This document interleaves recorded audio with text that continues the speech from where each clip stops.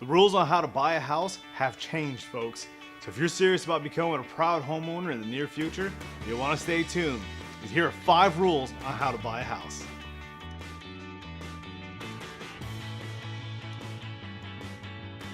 Hey Orlando, it's Mike the Realtor, with Century 21 Alton Clark.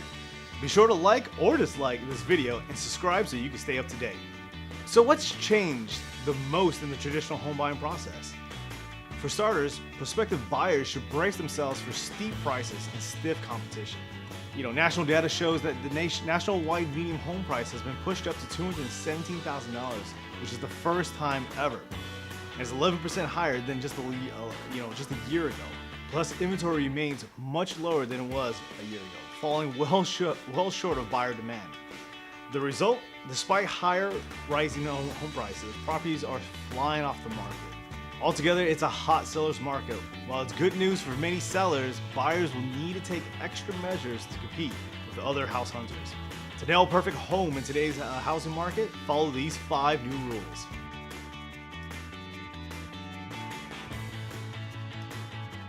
With today's low housing inventory and strong buyer demand, it might take you between 3 to 6 months to buy a house, and maybe even up to a year in some of the country's tightest markets. You're more likely to encounter multiple offer situations in today's, than you were in the past couple of years. And it vastly complicates many of the negotiations that you're going to be entering. Don't presume you'll be able to move anytime soon. If you do have like a fast approaching deadline for moving, you better get started on your home search like right now.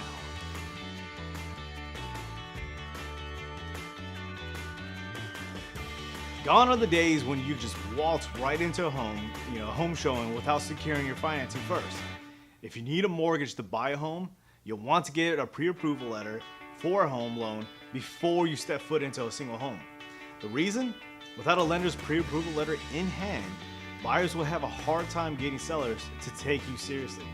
Your offer, though sincere, could easily fall through from a lack of funds.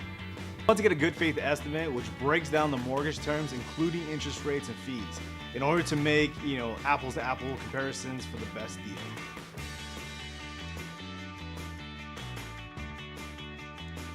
Bargain hunters, beware. If you're making an offer on a home that's priced to sell, meaning that it's priced correctly at fair market value, you should present your best offer right out the gate. In other words, you need to wrap your head around the idea that you're more than likely going to be offering full listing price.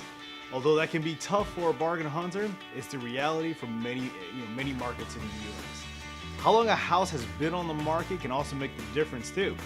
If a home has been listed for more than 30 days, that might mean that it's overpriced and that there may be some room for negotiation on that price.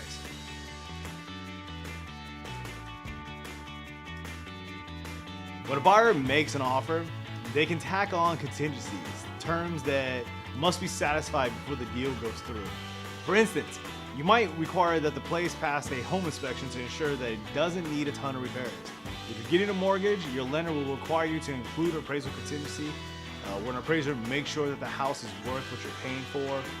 All in all, contingencies protect the buyers, but sellers don't always like them because they insert too many what ifs, which might mean the deal may fall through if one of those contingencies are not met. And since this is a seller's market, buyers can stand out by attaching fewer contingencies to the deal. Not the big ones, of course. I highly recommend that you never take away your inspection of a home. Never purchase a home without an inspection unless you already know what you're doing. I know a lot of people like to put appraisal contingencies into contracts as an additional addendum. If you read your contract, most of that's already in there. It's already baked right into the verbiage, so you don't really need an additional addendum for that.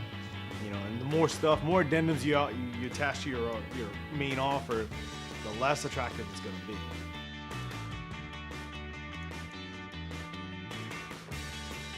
There's no time to waste. In many cases, a seller will list their house on Friday, do a couple open houses over the weekend, and then review all offers on Monday, and that's it. That could mean that you just have a few days during which to view the property, confer with your agent, and then submit an offer.